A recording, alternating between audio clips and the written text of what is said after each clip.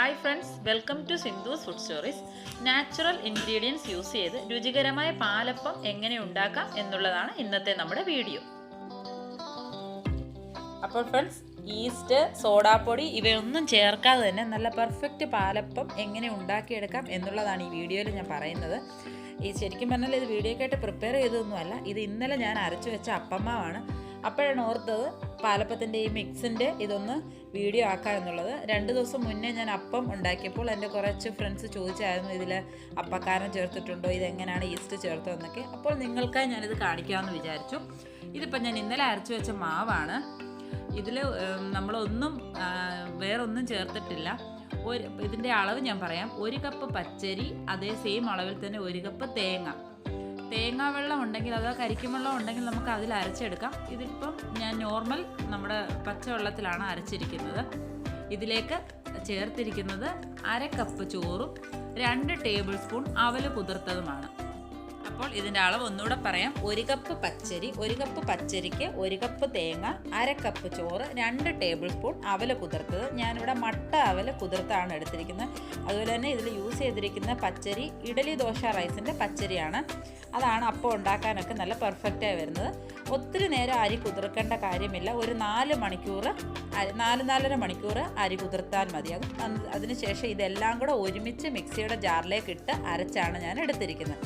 അരച്ചെടുത്ത് നന്നായി കൈകൊണ്ട് നന്നായിട്ട് നമ്മൾ ഇളക്കി വെക്കണം. അങ്ങനെ ഇളക്കി വെച്ച അപ്പമാവാണ്. ഇതിപ്പോൾ അടുത്ത ദിവസം രാവിലെ നമുക്കിത് ഉപയോഗിക്കാവുന്നതാണ്. അതുപോലെ തന്നെ രാവിലെ നമ്മൾ അപ്പം ചുട്ടെടുക്കുന്നതിന് കുറച്ച് മുന്നേ, ഒരു 10 മിനിറ്റ് മുന്നേ മാത്രം ഇതിലേക്ക് ആവശ്യത്തിനുള്ള ഉപ്പും ഷുഗറും ഞാൻ ആഡ് ചെയ്ത് കൊടുക്കുന്നത്. നമ്മളിതിവിടെ ഇളക്കിയിട്ടൊന്നുമില്ല. നമുക്കിതിലേക്ക് ആവശ്യത്തിനുള്ള പഞ്ചസാര ചേർത്ത് കൊടുക്കാം. ഞാൻ പാലപ്പത്തിൽ പഞ്ചസാര ചേർക്കാറുണ്ട്. പഞ്ചസാര ചേർക്കുമ്പോഴാണ് ഒരു ടേസ്റ്റ് വരുന്നത്.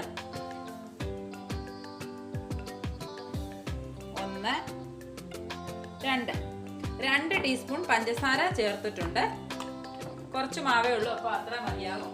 ആവശ്യത്തിനുള്ള ഉപ്പ് ചേർത്ത് കൊടുക്കുക. നമുക്കിതിങ്ങനെ നന്നായി ഇളക്കി കൊടുക്കാം. അതുപോലെ മാവിൻ്റെ ഒരു പരുവം എന്ന് പറഞ്ഞാൽ ഇതാണ് മാവിൻ്റെ ഒരു പരുവം. ഒത്തിരി വെള്ളമായി പോകാൻ പാടില്ല. ഈ ഒരു പരുവത്തിൽ നമുക്ക് മാവ് അരച്ചെടുക്കണം. നമ്മളിതെല്ലാം കൂടി നന്നായി ഇളക്കി കൊടുത്തിട്ടുണ്ട്. ഇനി നമുക്ക് അപ്പം ചുട്ടെടുക്കാം. അപ്പോൾ നമുക്ക് പാലപ്പം ഉണ്ടാക്കാനായി സ്റ്റാർട്ട് ചെയ്യാം. ഞാനിവിടെ പാലപ്പ ചട്ടി വെച്ചിട്ടുണ്ട്. ഫ്ലെയിം ഓൺ ആക്കുക. ചട്ടി ചൂടായിട്ടുണ്ട്. നമുക്ക് ചട്ടിയിലേക്ക് മാവ് ഒഴിച്ചു കൊടുക്കാം. എൻ്റെ കുഞ്ഞു തവിയാണ്, അതുകൊണ്ട് 2 തവി മാവ് ഒഴിച്ചു കൊടുക്കുന്നുണ്ട്. അതിനുശേഷം നമുക്ക് പെട്ടെന്ന് തന്നെ ഇതിങ്ങനെ ഒന്ന് ചുറ്റിച്ചു കൊടുക്കാം. നല്ല റൗണ്ട് ഷേപ്പിൽ ചുറ്റിച്ചെടുക്കാൻ നോക്കുക. കുറച്ചും കൂടെ ഭംഗിയായിരിക്കും. അതിനുശേഷം നമുക്കിതിങ്ങനെ അടച്ചു വെക്കാം. അടച്ചു വെച്ച് ഒരു 2 മിനിറ്റിനുള്ളിൽ തന്നെ വെന്ത് കിട്ടും. ലോ ഫ്ലെയിമിലിട്ട് വേണം നമ്മൾ പാലപ്പം ഉണ്ടാക്കിയെടുക്കാൻ. ഫ്ലെയിം കൂട്ടിയിട്ടാൽ ചട്ടി ഓവറായി ചൂടായിട്ട് അപ്പം ഒന്നും നമ്മുടെ ഉണ്ടാക്കുന്നത് ശരിയാവത്തില്ല. ഒരു 1.5 മിനിറ്റ് കൊണ്ട് തന്നെ നമുക്കിത് റെഡി ആയി കിട്ടും. നമുക്കിനി ഇതൊന്ന് ഓപ്പൺ ചെയ്യാം. അപ്പമൊക്കെ ഇവിടെ റെഡി ആയിട്ടുണ്ട്. ഇതിന് തവിയുടെ ആവശ്യമൊന്നുമില്ല. ഇങ്ങനെ കൈകൊണ്ട് തന്നെ നമുക്ക് ഇളക്കിയെടുക്കാൻ പറ്റുന്നതാണ്. വീഡിയോയ്ക്ക് കാണിക്കാനുള്ള സൗകര്യത്തിനാണ് ചട്ടി യൂസ് ചെയ്തത്. നോൺ സ്റ്റിക്കിൽ നമ്മൾ ചട്ടി യൂസ് ചെയ്യത്തില്ല. ഇതാ നോക്കൂ, നല്ല സോഫ്റ്റ് നല്ല പാലപ്പം ഇവിടെ റെഡി ആയിട്ടുണ്ട്. എനിക്ക് കുറച്ചും കൂടെ സൈഡൊക്കെ നല്ല ക്രിസ്പി ആക്കി കഴിക്കുന്ന ഇഷ്ടമാണ്. ഞാനപ്പം കുറച്ചും കൂടെ അടച്ചു വെച്ച് മൂപ്പിച്ചെടുക്കാറുണ്ട്. അടുത്ത ഒരെണ്ണം കൂടെ ഞാൻ ചുട്ട് കാണിക്കാം. ചട്ടി ചൂടായിട്ടുണ്ട്. മാവ് ഒഴിച്ചു കൊടുക്കുക. പെട്ടെന്ന് തന്നെ നല്ല റൗണ്ട് ഷേപ്പിൽ ഇങ്ങനെ ചുറ്റിച്ചു കൊടുക്കുക.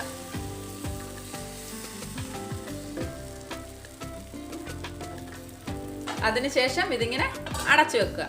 ഒരു 1.5 മിനിറ്റ് ആയിട്ടുണ്ട്. നമുക്കിനി ഇത് തുറക്കാം.